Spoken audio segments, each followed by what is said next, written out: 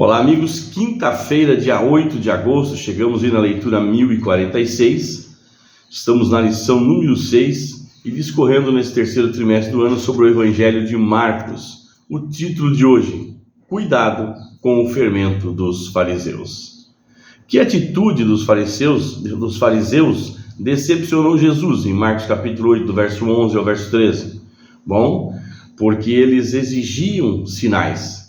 Jesus, porém, disse que não daria sinal algum para tal geração, pois sabia que mesmo que desse, a incredulidade não deixaria que eles acreditassem. Por que Jesus não mostrou seu poder para convencer aquelas pessoas? Essa questão nos leva ao final de Marcos capítulo 3, em que Jesus falou sobre o pecado contra o Espírito Santo. Lembra disso? Já foi citado várias vezes aqui. Quando Jesus fez o milagre e eles atribuíram isso a Beelzebu, esse foi um pecado contra o Espírito Santo. Quando nós atribuímos algo de Deus a Satanás, nós estamos pecando contra o Espírito Santo. E esse é o único pecado que não tem perdão. Se os ouvidos e os olhos estivessem fechados, milagres e sinais do céu não serão capazes de convencer, mas seriam descartados por tudo o que aconteceu antes. Mesmo os milagres não são suficientes para convencer os incrédulos obstinados. Leia Marcos capítulo 8, verso 14 ao verso 21. Do que os discípulos haviam se esquecido e que verdade Jesus destacou? Bom, eles haviam esquecido os milagres das multiplicações dos pães, e destacou que não existem limites para o poder divino. Jesus aproveitou a oportunidade para alertar os discípulos contra o fermento dos fariseus e de Herodes, de Marcos capítulo 8, verso 15. Ou seja, os ensinos deles, Mateus 16, 12. Mas os discípulos entenderam mal e pensaram que Jesus estivesse falando sobre comprar o pão físico. Como geralmente acontecia quando os discípulos não entendiam alguma coisa, Jesus lhes deu instruções.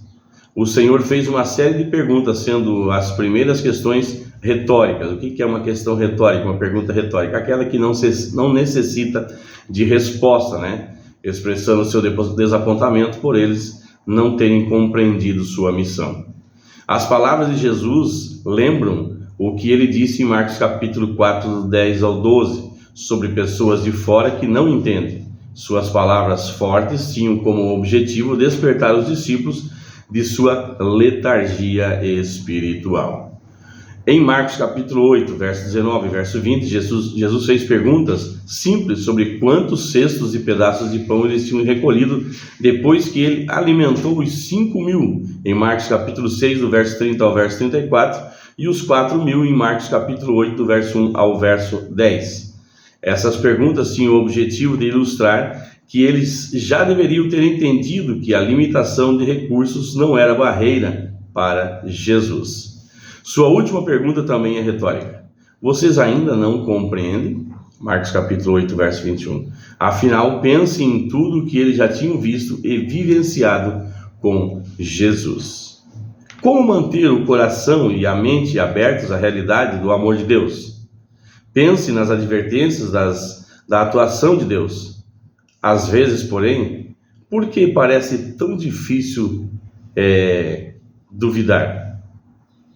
Bom, se isso acontece, é porque há frieza espiritual. Ou seja, por que às vezes não parece difícil? Por que às vezes parece tão fácil duvidar? Se isso acontece, é porque há frieza espiritual, a incredulidade dos nossos corações. Então, como sempre falo aqui, precisamos nos olhar no espelho todos os dias e realmente nos enxergar para ver quem somos, o que estamos fazendo, o que estamos vivendo e que tipo de influência nós estamos causando sobre as pessoas que estão ao nosso redor. Amém, amados? Louvado seja Deus. Vamos orar? Senhor, nosso Deus e Pai que estás nos céus, obrigado pela Tua palavra, Senhor, que nos alerta contra a incredulidade. Nos perdoa, Senhor, nos momentos em que passamos despercebidos diante da Tua palavra, diante dos acontecimentos, dos pequenos milagres do dia a dia. Que nesse dia, Senhor, nós possamos ter as nossas vistas clareadas para tudo aquilo que o Senhor vai fazer, porque o Senhor já tem preparado esse dia, porque no Teu livro já foi escrito todos os nossos dias, Senhor, todos os dias da nossa vida. que nós possamos realmente estarmos atentos para glorificar o Teu nome em todas as situações. Em nome de Jesus é o que eu te peço e te agradeço. Amém. Abraço, meus amigos, e abraço aí aos nossos amiguinhos. E lembre-se, curtam e compartilhem o canal, nos ajude aí a transmitir essa palavra de esperança, a palavra do reino de Deus.